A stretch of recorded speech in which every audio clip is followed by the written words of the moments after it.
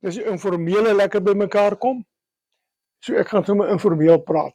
Daar's niks ernstig nie. En stories vertel, stories van die stories wat in hierdie boekie is vir my, stories in die waaigras, wat op die oomblik baie goed gedoen, veral in die Kaap en die Noord-Kaap. Toe, wie was dit gewees? Phil. Die was, nou vergeet we praat het, kan nie onthou nie. Het gepraat het oor sy pa. Wat die is echt, ja. Dit my laat dink, ons weet so min van mekaar. Miskien kan ons 'n bietjie meer van mekaar weet. Ons sien mekaar, maar ons weet nie van mekaar nie. Toe ek op laerskool was, wou ek 'n predikant word, want my pa was 'n predikant. Hy het toe 'n veldprediker geword in die Tweede Wêreldoorlog. En toe op Vaalaards het hy begin boer, hy sê hy kan beter van 'n trekker se sitplek preek as van 'n preekstoel. Maar ek wou toe nou 'n predikant word. Dit het nie, toe ek by hoërskool kom, toe wil ek 'n sterrekundige word. Soos julle agterkom, ek was altyd by die hemel, ek was altyd in die hemel as iets van, as dit nou nie die godsdienst, dan is die sterrekunde. Dit het ook nie uitgewerk nie, maar wat wel uitgewerk het is, ek wil altyd geweet het, waar kom goed vandaan? Hoe dinge begin, hoe werk die sterre, hoe werk al hierdie goed en so, waar is die hemel? Daar soek ek 'n hemel, ek kan hom nie kry nie. Waar is die hel en al daai goed? As kind het ek oor die goed gewonder die hele tyd. So, dit is mense brein al begin loop. Maar ek wil gesels oor 'n paar goed. Ek het agtergekom op hierdie ouderdom. Het ek begin dink aan die besluite wat ek gemaak het van kleins af tot nou toe, wat my lewe sulke paadjies gemaak het en so aan. Ek het agtergekom, die lewe is vol virke. Jy maak sy virke en dan besluit jy. 'n Virke besluit jy, en partymal word daar vir jou besluit. Maar toe ek bedink, as ek nou gaan kyk na die groot besluite wat ek gemaak het, is daar 'n patroon in hierdie groot besluite. Nou 'n interessante ding afgekom, wat ek by sal kom op die ou end. Ek is 18 jaar oud, en soos enige 18 jaar ouer, en so vat ek 'n gaapjaar, en ek klim op 'n vliegtuig, en ek gaan Europa toe. In die middel van Desember, met een van daai skroefvliegtuie, dit is my te mooi, daai engines, hulle praat so met mekaar, die so wom, so praat. Vat ure oor Afrika, jy sien die vure wat daar brand, daar onder, jy sien die blitse, wonderlike ding. Ek sluit aan by 'n theatergroep van die Swede, Wind and Wender, The Wind is Shifting, en ek is 'n backstage, ek moet stelle opbou en afbreek en so aan. In die middel van Desember, in Duitsland, is net sneeu, en ek frik van die koue, ek vries van die koue.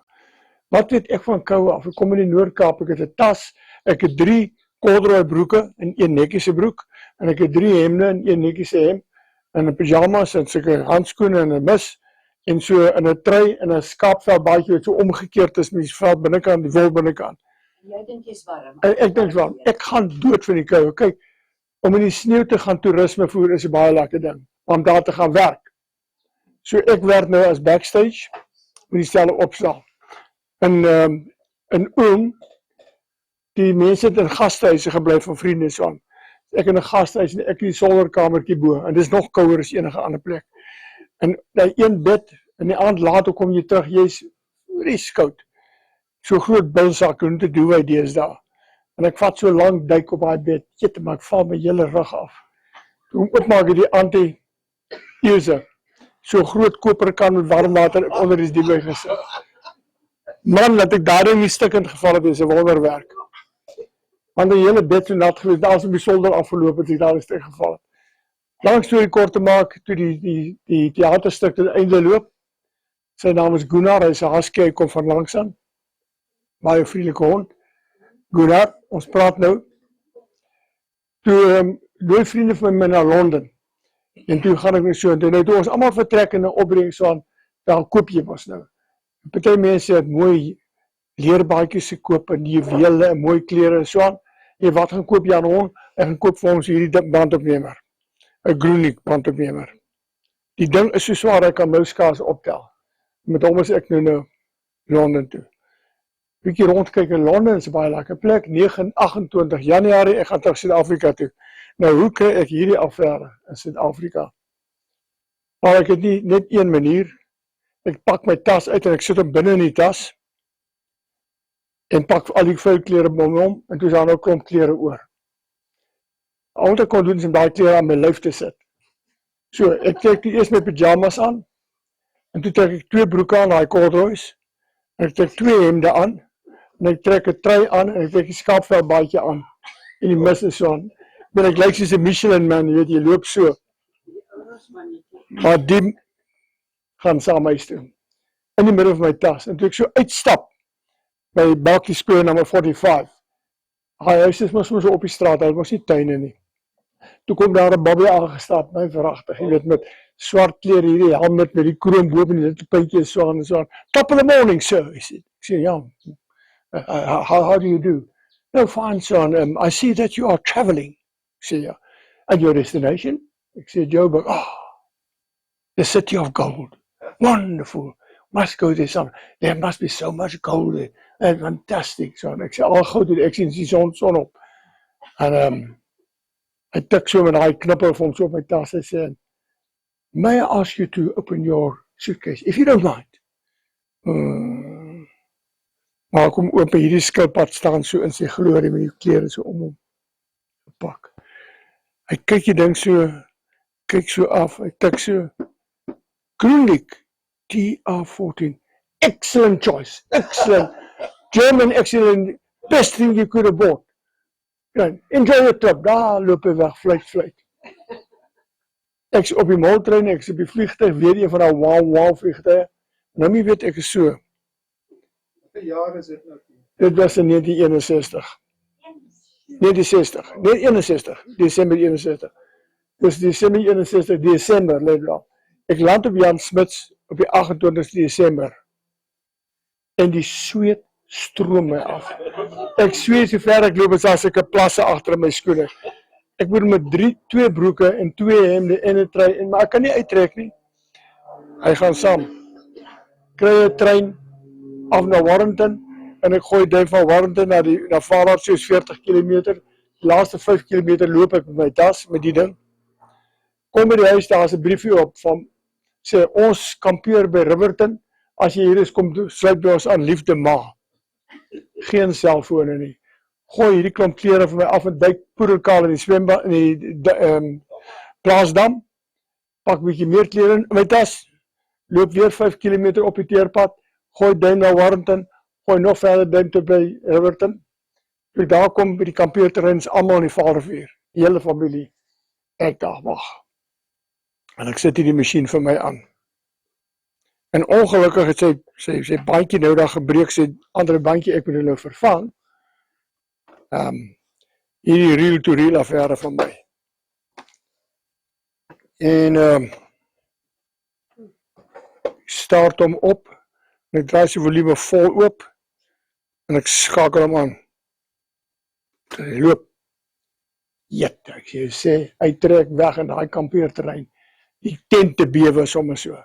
En wat ek toe speel, dis 'n storie wat ek hierin vertel het ook en so aan, is my groot gunsteling wat ek nou daarop wil speel, maar dit die bandjie gebreek. So, en dit is wat ek toe daar gespeel het.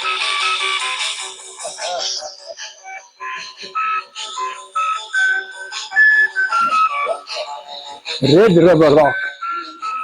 Weet jy nou lekker bas met en dan kom die sax in pam. Ek het jammer. Ek was 10 jaar oud toe ek die ding eerste keer gehoor het, maar ek was so opgewonde geweest. Die hele storie daar so aan, met die band opneem met bril.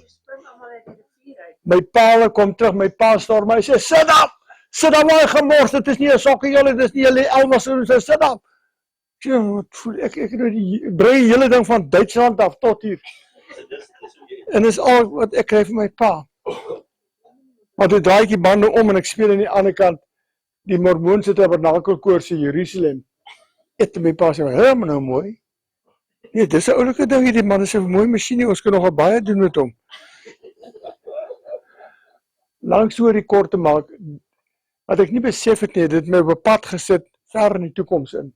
Want ek het begin klankopnames maak, hoorbeelde, ek sien universiteit toe, ek neem universiteit koor op, jy edit om hier, sit die bandjie daar, sny met lemmetjie, sny die goed in, en so aan, leer hoe om mikrofone op te stel, om die echo uit te haal, leer alles van klank en die hele spel.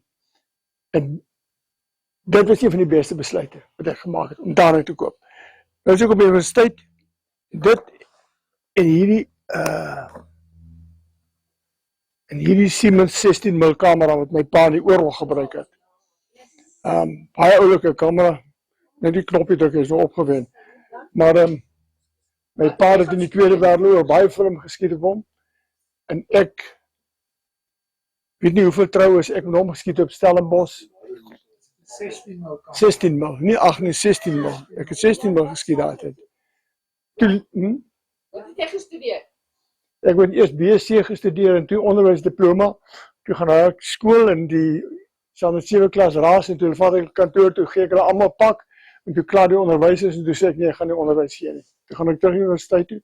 Toe gaan ek verder aan met my studies in fisika en vaste toestand fisika. Maar tussen die twee, daai een en die kerel hierso, het ek alweer besluit gehad, ek sê ek by die toekoms in, wat mense nie van weet nie. So, nou is ek op universiteit en besig met my meestersgraad. Wat was het geweest? Het is alloy aluminium en 7% magnesium wat jy warm maak en dan kry jy foutpatrone in hom. En die universiteit het net daai tyd die heel eerste elektronmikroskoop aangeskaf, 'n Philips masjien. Daar staan die ding. Stellenbosch Universiteit, die heel eerste ene. En ons is ek is een van die eerste studente om met die ding te werk. Nou al wat ek doen is, as die ding sy vakuum nie uitblaas nie, dan gaan sy fokus uit. Dan stel ek die fokus in, dan moet sy vakuum weer in. Dit vat jou ure. 90% van die tyd moet ek hierdie masjien in die gang hou, 10% navorsing. 'n maand raak moeg daarvoor. Week na week, maand na maand, gaan jy aan met hierdie masjien. Op 'n koolera sit ek daar besluit, maar dit is absoluut nonsens, ek mors my tyd hier. Ek skryf 'n nota vir my professor, Kitzinger, ek sê baie dankie. En ek vertrek net daarso. Ek vat my Galatone gitaar wat nog hier binnekant staan en my banjo en ek sluit by 'n musiekgroep aan. Springbok Stormloop wat toe deur die land reis. Kom jong mense wat lekker kon sing en wat lekker dinge kon doen. Man, daai besluit, daai vurk, vat ek in daai rigting in. En ek maak net musiek. Ons het die wonderlikste musiek gehad. Ek meen, dit was die tyd gewees hier van Moody Blues, van Buddy Holly en van Elvis was amper al te oud gewees is aan Jefferson Airplane, Peanut Butter Conspiracy, Eagles, you name it, jy weet, so aan, en speel net rockmusiek en ons skryf ons eie liedjies ook. En ek het die volle album van die Moody Blues, al die plate het ek hier so in prima kondisie op die oomblik. En dit was die lekkerste tyd van my lewe gewees, om musiek te kon maak, die land te kan ry en op te tree en dinge te doen. Ons het selfs 2 plate uitgegee op daai tyd. Springbok Stormloop en toe Stemme van die Suide. Ons 2 plate ook sommer uitgegee. Nou, ek gitaar en banjo speel. Nee, ons het net veel lekker gespeel. Ons het eintlik baie geld gemaak. Ons kon in die lewe bly. Maar in die proses, ons hoofkwartier was by Louniel gewees. En daardie was dit wild gewees. Die jakkas het daar rondgeloop. Stuur maar so om. Ek sien, ja. Daar was net 'n enkel paadjie na Johannesburg. Voorboys het 'n garage, 'n groentewinkel en 'n apteek gehad. Niks meer nie. En verder het ons met hierdie bosse gestap in Louniel waar die manne films gemaak het, Jan Stroutenbach en die mense. En die musiekgroep vertrek toe Natal toe. Hulle is op pad Natal. Ons gaan die hele provinsie daar. 'n Vurk in my pad. Die keer was nie my skuld nie, 'n bosluis. 'n Bosluis byt my. En ek kry bosluiskoors. So ek kan nie saamgaan nie. Ek bly agter by ons hoofkwartier, daar's by Voorboys, Paanslopes. Ek is lekker deur die mis, ek weet nie waar ek is nie, ek het koue koors, 'n warm koors en ek is 'n affære so aan, maar in hierdie waas, die bosluis het die vurk gemaak. Kom daar 'n engel, en hierdie engel versorg my met water en medisyne, en jy weet, als het 'n polkadot rokkie aan, en 'n per by lyfie, en die enigste probleem wat ek so in my waas het, die engel praat Engels. En volgens, jy weet, as jy groot geword in Noord-Kaap, ek weet nie, alles van die kinderbybel, dwars deur die Bybel, ek weet, engele is Afrikaans. is toch logies, jy weet. Ek bedoel, die ou storie, weet die enigste taal in die hemel wat aanvaar was Afrikaans en Hebreeus. So dit, maar die Bybel sê ook die liefde oorwin alles. En teen die tyd dat ek toe nou reg kom, toe is ek smoor verlief op Jeanette. Wat in Durban niet is en so Engels soos wat net daai mense kan wees. En ons trou in 1970, ons gaan oor see, en ons is by die Trevi-fontein, ons eerste stop en Jeanette is sommer net daar swanger. En die volgende 3 jaar kry ons 3 seuns, en 1 jaar, excuse? Was dit vrugbaarder? Is dit nou aan die Trevi-fontein te buite? Ja, Trevi-fonteine, ja. En ons het toe 3 seuns, 1 jaar uit mekaar. En ons is allemaal op die 16e van die maand gebore, hoe is daar vir beplanning? Ons het baie goed vir die 3 seuns. Oké, so, ja, dit was 'n uitvoersel van morele herbewapening gewees. My ouers was baie betrokke by morele herbewapening daai tyd gewees. 'n Jeuguitvoersel sou ek maar sê, daarvan gewees. En maar my skoonma, Tannie Meywil, nou is haar dogter verloof aan 'n Afrikaner boer, wat 'n vreemde, nie Engels goed praat nie, hy het nie inkomste nie. Die arme Tannie Meywil seker hartaanval gekry, maar sy het vasgebyt, en haar susters, sy 3 susters, hulle het almal baie ordentlik vasgebyt. Dit was maar 'n affære gewees, as jy so aan die Engelse kant ingaan, en jy moet leer hoe jy met die gewoontes. Ek bedoel, as ons Kersfees hou, dan gaan ons kerk toe, en ons sing, jy weet, Bethlehem ster, en seker soort van goed. Nie, hulle hou party. Die Engels, hulle een groot party op Kersfees. Ek kon dit nie hanteer nie. Maar anyway, net my gelukkig, ek wil my geld verdien. Ja. Ek wil geld verdien, so ek kry 'n pos by die Witwatersrand Technikon in fisika, en ek lei die optometriestudente op. Dit was 'n lekker tyd, want ek was nou mal oor die studente. Ek ben net 4 jaar gelede was ek self 'n student. So die ouens kan my niks nie oorlê nie. Ek ken al die triks. Maar dit was so lekker om met studente te werk. Ek was 'n bietjie onkonvensioneel, moet ek erken, toe ek die program oor klank doen, dan vat ek al my musiekinstrumente saam, en dan praat ek oor frekwensies en snare en die kant en daai kant toe, en op die einde het ons sommer so jam session, bietjie rockmusiek aan, en die ander docente was nie baie beïndruk gewees met my metodes nie. En as ons elektrisiteit doen, dan vat ek hulle waar die ouens bou, klim daar tussen die goede deur en kyk hoe die ouens elektrisiteit in mekaar sit. 4 jaar daar, 1974, kom daar van die SAIK man aan, die SAIK begin televisie. Hulle soek iemand om hulle te help om mense op te lei met 'n klank. Dis gaan jy hier so kry.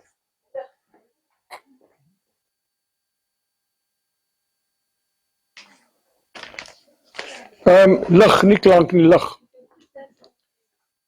Kan ons hulle nie help nie. Die ander ouens, ander docente speel maar allemaal kaart en so, ek sê nie, ek gaan dit doen. En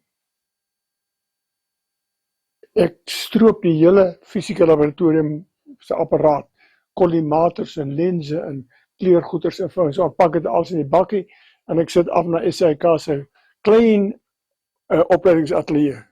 Stal die goede uit en ek kyk het so, hulle sê, hoorie, kan jy vir ons vertel hoe die goed werk? Ons moet die kameramanne oplei. Nou, kom nie, ek is my gewoond as ek goed. En dis nou die Vrydag, die Saterdagoggend was.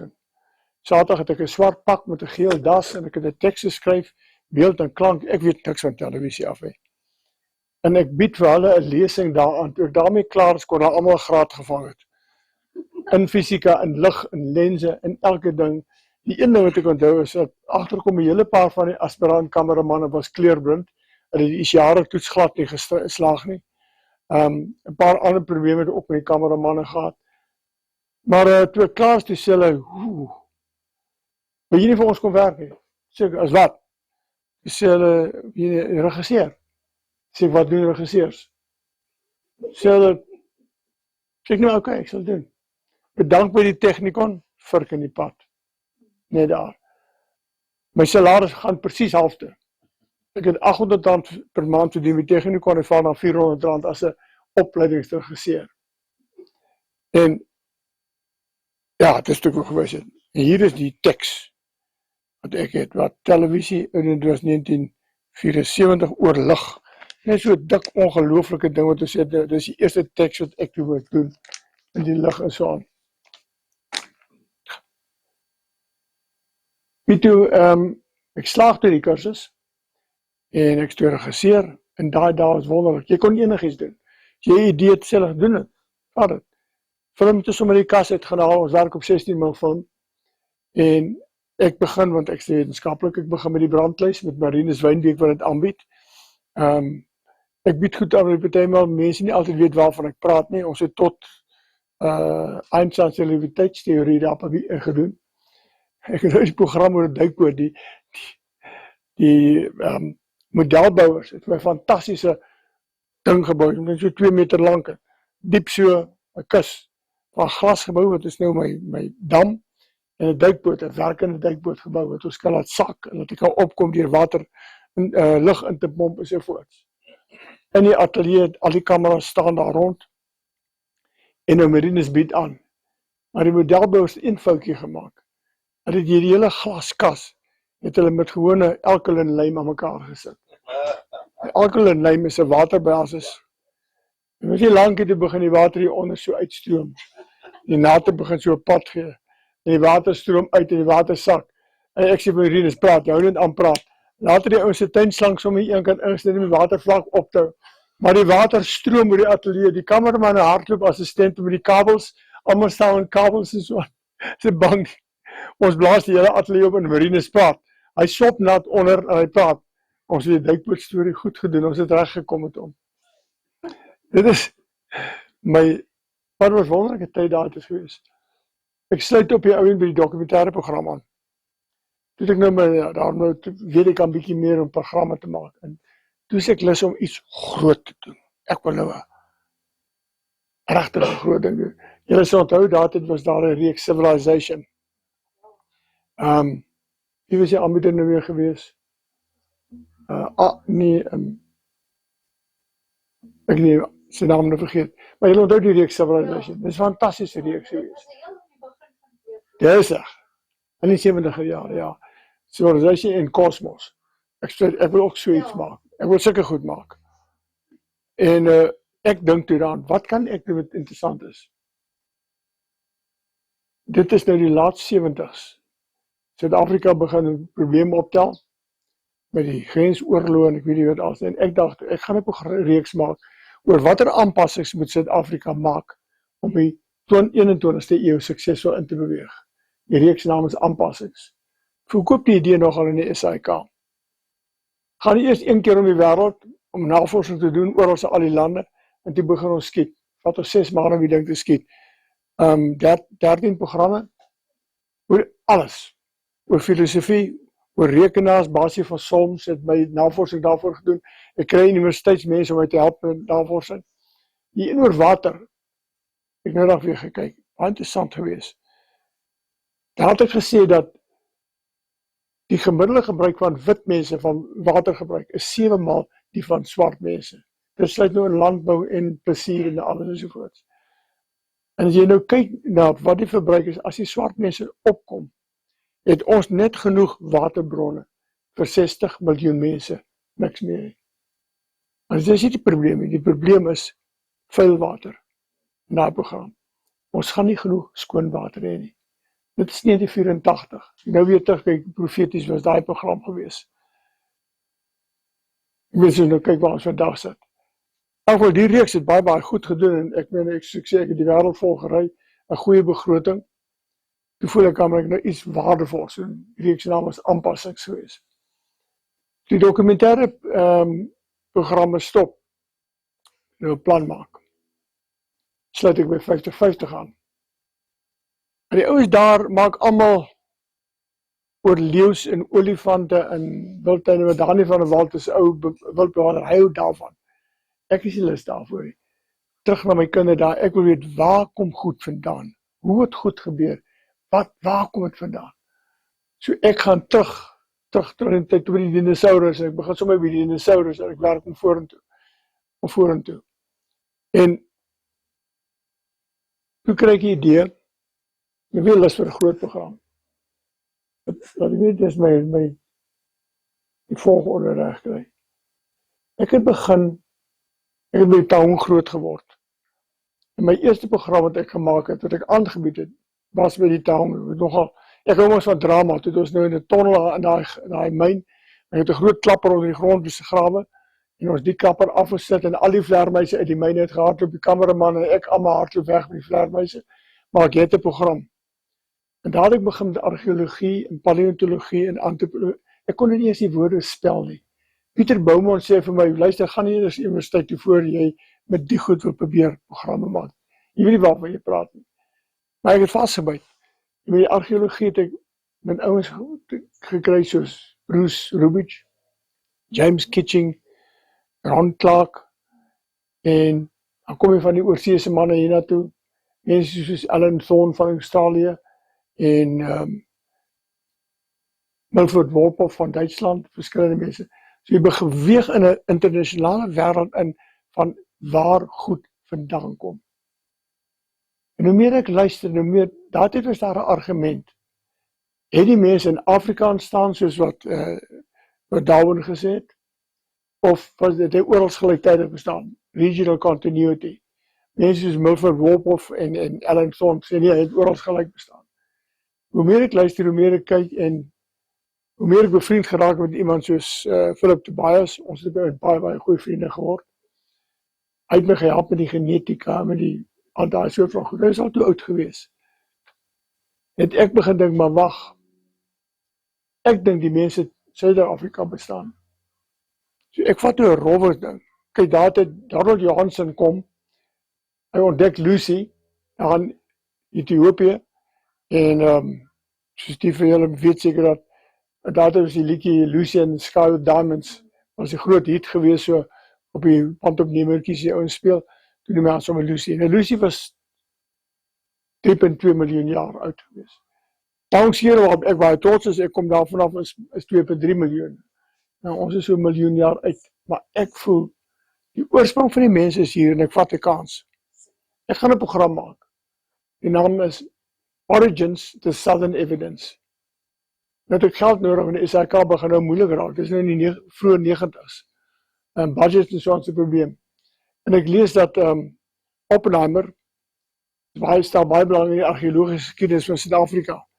Vat die kans, ek trek weer 'n swart pak aan, hy sal 'n pak, ek het nie eintlik 'n pakke gehad met 'n geel das, en ek vertel vir hulle daar so in Oppenheimer huis, waar het ook al is, wat ek wil doen. Ek het ook Konrad Sedeike was toen die sekretaris gewees. En Oppenheimer die storie so geluister. Hy sê, oké, hoeveel het jy nodig? Maar ek het nie eens uitgewerk nie. Ek sê vir hom so 6 miljoen. Hy sê, oké, skryf die check. Die SAK is op my rug, hulle wil die helfte van die geld. Ek sê, nou, soek julle geld. My geld maar. En ons doen Southern Origins, die Southern Evidence, wat ek weer rag om die planeet ry, en ek gaan soek oral, by al die verskillende plekke. Skiet ons, baie avonture. Natuurlik moet ek erken, ek het ook altyd plekke gesoek wat ek nog nie was nie, wat ek bietjie wil kyk, so jy weet, soos Disneyland en sulke goeders, as 'n rede, mens kry, hoe kom jy Disney World toe wil gaan, hier werk jy maar so stadig in die budget, en sal ek maar sê.